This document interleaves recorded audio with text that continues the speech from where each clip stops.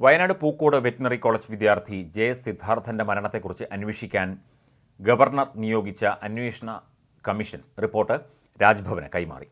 ഹൈക്കോടതി മുൻ justice A ഹരിപ്രസാദാണ് അന്വേഷണ റിപ്പോർട്ട് രാജ്ഭവനിൽ എത്തി ഗവർണർക്ക് കൈമാറിയത്. സിദ്ധാർത്ഥന്റെ മരണത്തെക്കുറിച്ച് അന്വേഷിച്ച CBI പ്രാഥമിക കുറ്റപത്രം ഹൈക്കോടതിയിൽ സമർപ്പിച്ചിട്ടുണ്ട്.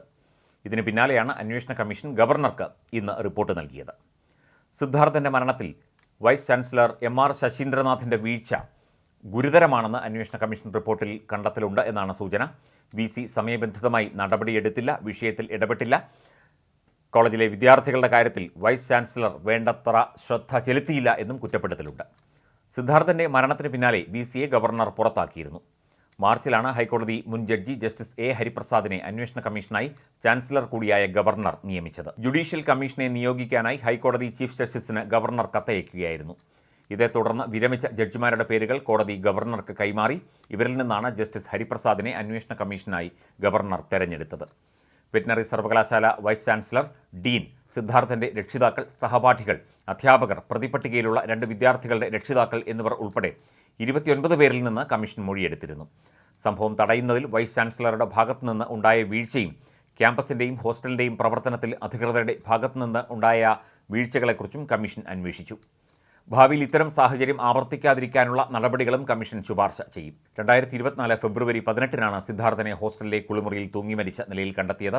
പ്രതികൾ പരസ്യ വിചാരണ നടത്തുകയും മർദ്ദിക്കുകയും ചെയ്തതിനെ തുടർന്ന് സിദ്ധാർത്ഥൻ ആത്മഹത്യ ചെയ്യുകയായിരുന്നു എന്നാണ് കേസ്.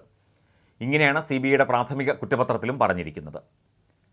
പൂക്കോട് വെറ്റിനറി സർവകലാശാലയിലെ ജെ സിദ്ധാർത്ഥൻ്റെ മരണവുമായി ബന്ധപ്പെട്ട് സസ്പെൻഷനിലായ വൈസ് ചാൻസലർ ഡോക്ടർ MR ശശീന്ദ്രനാഥൻ്റെ കാലാവധി അവസാനിച്ചതിനെ തുടർന്ന് പുതിയ VCയെ കണ്ടെത്താൻ സെർച്ച് കമ്മിറ്റി രൂപീകരിച്ച് സർക്കാർ നേരത്തെ ഉത്തരവായിരുന്നു.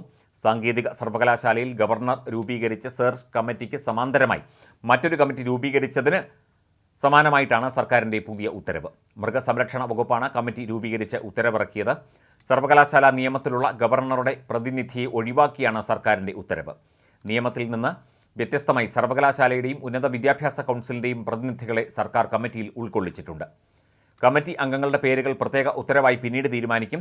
സർവകലാശാലകളിൽ വൈസ് ചാൻസലർമാരെ ഉടനടി നിയമിക്കണമെന്നാവശ്യപ്പെട്ട് ഡോക്ടർ മേരി ജോർജ് ഗവർണറെയും സർക്കാരിനെയും എതിർകക്ഷികളാക്കി ഫയൽ ചെയ്തിട്ടുള്ള ഹർജിയിൽ ഇന്ന് ഹൈക്കോടതി വാദം കേൾക്കാനിരിക്കെയാണ് ഗവർണർ രൂപീകരിച്ച കമ്മിറ്റികൾക്ക് സമാന്തരമായി സർക്കാർ കമ്മിറ്റികൾ രൂപീകരിച്ച് ഉത്തരവ് പുറപ്പെടുവിച്ചത്. കമ്മിറ്റി ആര് രൂപീകരിക്കണം എന്നത് സംബന്ധിച്ച് സർവകലാശാല നിയമത്തിൽ വ്യക്തത ഇല്ലാത്തതുകൊണ്ടാണ് സെർച്ച് കമ്മിറ്റി രൂപീകരിക്കുന്നത് എന്നാണ് സർക്കാരിൻ്റെ നിലപാട്. VCമാരുടെ നിയമന അധികാരി കൂടിയായ ഗവർണറാണ് കാലങ്ങളായി സെർച്ച് കമ്മിറ്റികൾ രൂപീകരിക്കുന്നത്.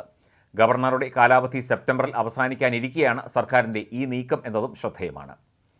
മാത്രമല്ല, വിവിധ സർവകലാശാലകളിൽ ഗവർണറെ മറികടന്ന് കടന്നുകയറാനും അവിടെ അധികാരം സ്ഥാപിക്കാനുമുള്ള CPMൻ്റെ നീക്കമായിട്ടും ഇതിനെ കാണുന്നുണ്ട്. എല്ലായിടത്തും SFI, DYFI, CPM പ്രവർത്തകരെ കടന്നുകയറ്റി തങ്ങൾക്കിഷ്ടമുള്ള രാഷ്ട്രീയ ചായ്വുള്ള അധ്യാപകരെയോ അല്ലെങ്കിൽ പ്രമുഖരെയോ വൈസ് ചാൻസലർമാരായി വീണ്ടും നിയമിച്ച് കലാലയങ്ങളുടെ അധികാരം പിടിച്ചെടുക്കാനാണ് CPMും സർക്കാരും ശ്രമിക്കുന്നത് എന്ന ആരോപണവും ശക്തമാണ്.